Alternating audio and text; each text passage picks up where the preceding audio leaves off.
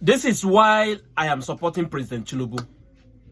For those of you that have been asking me why I am supporting Tinubu's administration, look at this video. Watch this video that I'm showing you up here. This video. Watch this video from the beginning to the end. Then you will be convinced that this man called Tinubu is the only president, the Nigerian president, who has the political will to step on toes, to march on big shoes. So this one just happened on the 16th of January 2026.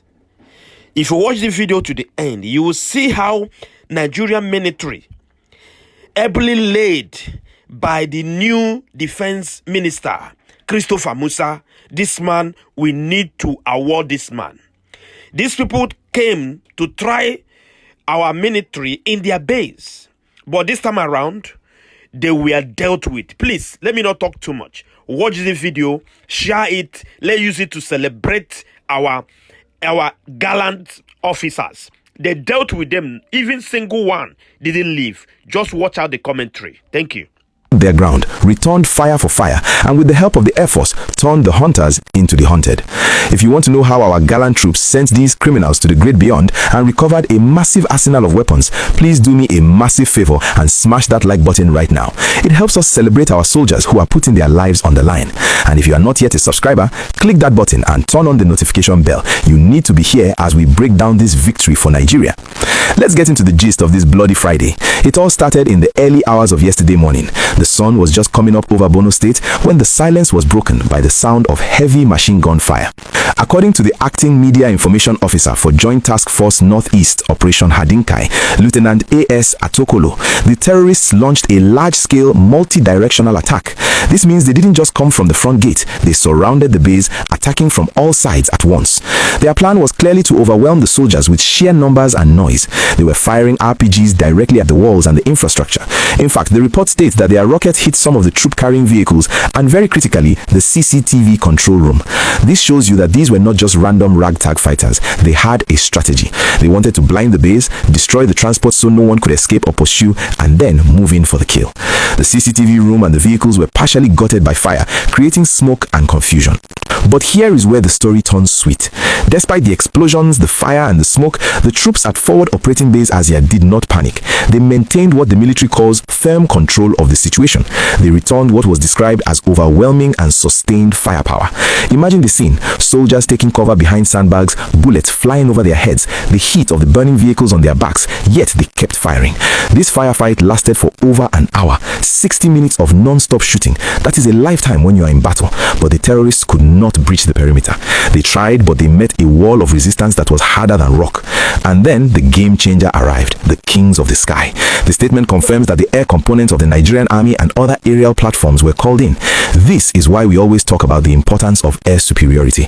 As soon as the jets and the surveillance drones arrived overhead, the equation changed. The terrorists, realizing that their plan had failed and that death was raining down from above, started to retreat.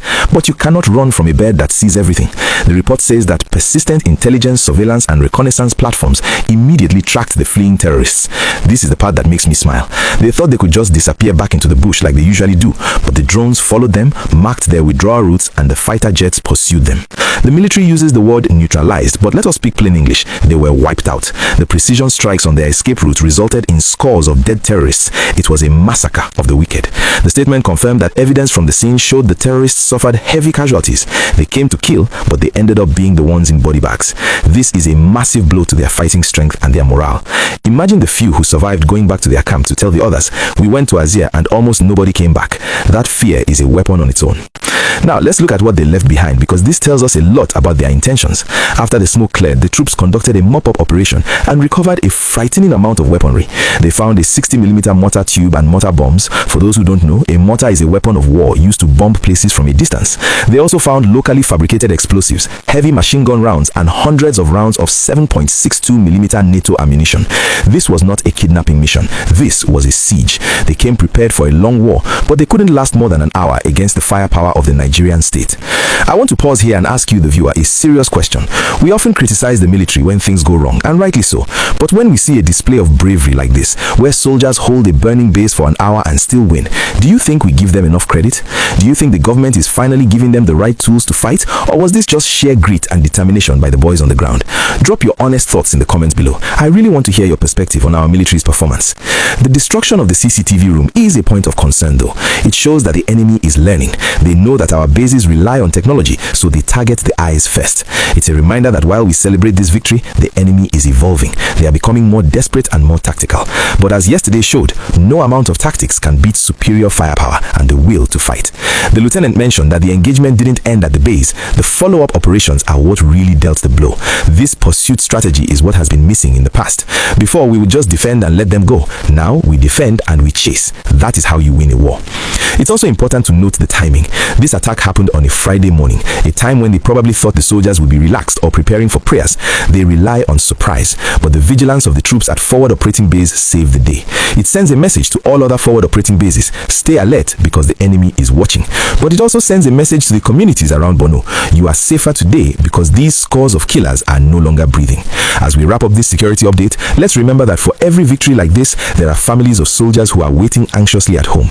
These men and women stood in the fire so that we could sleep in peace. They faced RPGs and machine guns and didn't flinch. That is the definition of heroism. If you found this update encouraging and you want to see more news about our military winning the war, please smash that like button. Let's get this video to 5,000 likes to show our troops that we appreciate their sacrifice.